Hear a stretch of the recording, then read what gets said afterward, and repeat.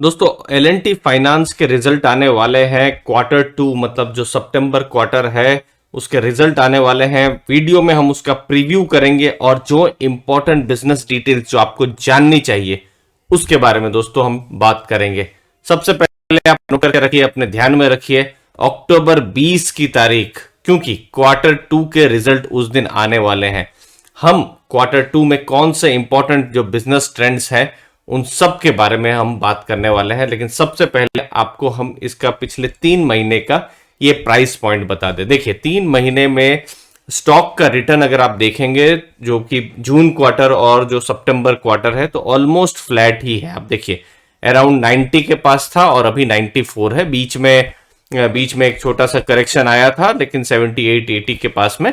लेकिन अगर आप लॉन्ग टर्म भी देखेंगे तो भी अगर एक साल का जो रिटर्न है वो भी 60-65 से 90-95 है।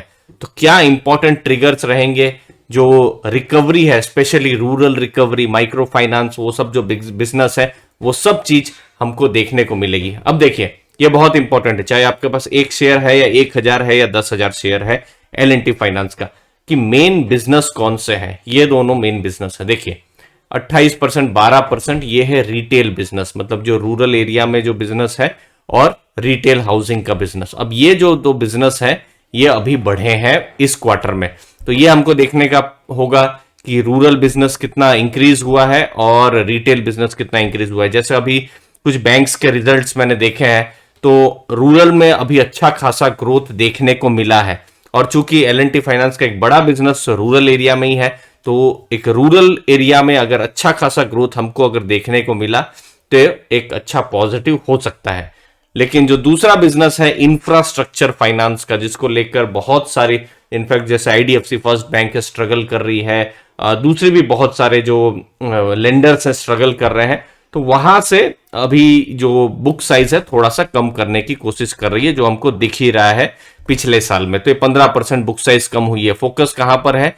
ज्यादा से ज्यादा रूरल फाइनेंस में दोस्तों, तो इसको ध्यान में रखना है। अब देखिए रूरल फाइनेंस की जब हम बात कर रहे हैं तो कहां कहां पर बिजनेस है, जैसे फार्म इक्विपमेंट्स है, जैसे आप ट्रैक्टर ले सकते हैं एज एन एग्जांपल, फिर टू व्हीलर का जो बिजनेस है वो वाला बिजनेस, तो ये सब में ईयर ऑन ईयर यहां पर ग्रोथ हुआ है।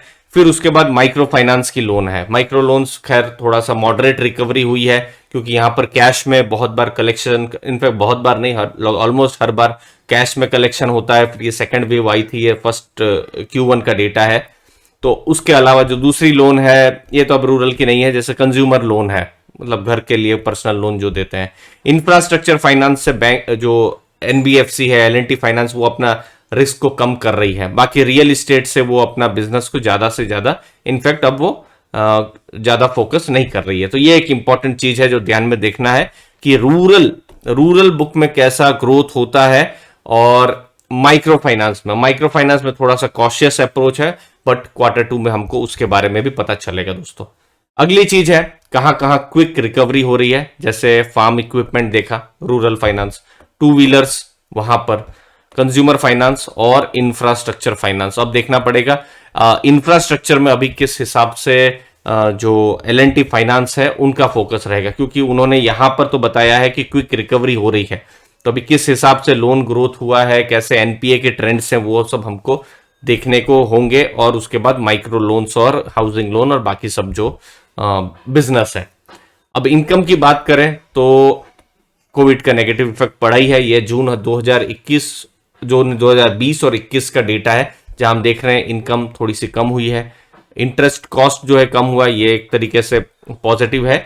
NIMs मजबूत हुए हैं, मतलब नेट इंटरेस्ट मार्जिन 6.3% मुझे लगता है ज्यादा है, अच्छे हैं इनफैक्ट। लेकिन बहुत ज्यादा मार्जिन भी हो तो जो लेंडर्स जो है थोड़ा रिस्क ज्यादा ले रहे हैं, तो ये भी ध्यान में रखने का इन्वेस्टर्स को चाहिए। तो ये क्या नए ट्रेंड्स हैं, कितना रिस्क है, ये सब हमको पता चलेगा। लेकिन एक चीज अगर आप एज ए शेयर होल्डर तो ध्यान में रखिएगा कि बिजनेस जो है थोड़ा हाई रिस्क है, ये बहुत जरूरी है ध्यान में रखना। जैसे समझ लीजिए आपने किसी बैंक में इन्वेस्ट किया है, लेट्स से HDFC बैंक है, जो कंजर्वेटिव बैंक है, HDFC बैंक हुआ या फिर अभी SBI है या फिर ICICI बैंक, ये सब जो बैंक्स, तो उनके कंपैरिजन में रिस्क ज्यादा है। और देखिए NBFC सेक्टर है तो रिस्क ज्यादा होगा ही, तो ये आपको ध्यान में रखना है। और यहां पर रूरल एरिया में अगर अच्छा खासा ग्रोथ होता है तो फिर एक फायदा L&T फाइनेंस को हो गई। बाकी देखिए बैंक को NBFC को सब जगह से लोन मिल रही है, मतलब बैंक के लिए, क्योंकि उनको भी पैसा चाहिए, NCD से मिल रही है, बैंक लोन मिल रही है, तो ये एक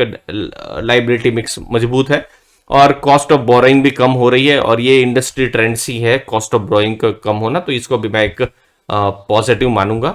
बाकी नेट इंटरेस्ट मार्जिन जो हमने बताया 6.41 से 6.31 थोड़ा सा कम हुआ है Q4, मतलब मार्च क्वार्टर और जून क्वार्टर में। अभी हम देखेंगे अभी जो सितंबर क्वार्टर में क्या है। यील्ड जो है, यील्ड भी यहाँ पर अच्छी खासी है, तो हम यहाँ पर जो बेट कर रहे हैं, अगर आप यहाँ पर इन्वेस्टर है जो L&T फाइनेंस का स्टॉक 94-95 में, कि जो मार्जिन्स हैं वो किस हिसाब से बढ़ते हैं, NPAs बढ़े हैं या घटे हैं, उसके बारे में हम बात करेंगे, उसके बारे में हमको आइडिया मिलेगा। तो वो सब इंपॉर्टेंट पॉइंट्स आपको ध्यान में जरूर रखना होगा जब भी इसके रिजल्ट आएंगे 20 अक्टूबर को। उम्मीद है आपको वैल्यू मिली होगी और जो इंपॉर्टेंट जानकारियां होंगी हम आपके पास लेकर आएंगे। दोस्तों, आपके कीमती समय के लिए बहुत बहुत धन्यवाद। थैंक यू वेरी मच दोस्तों।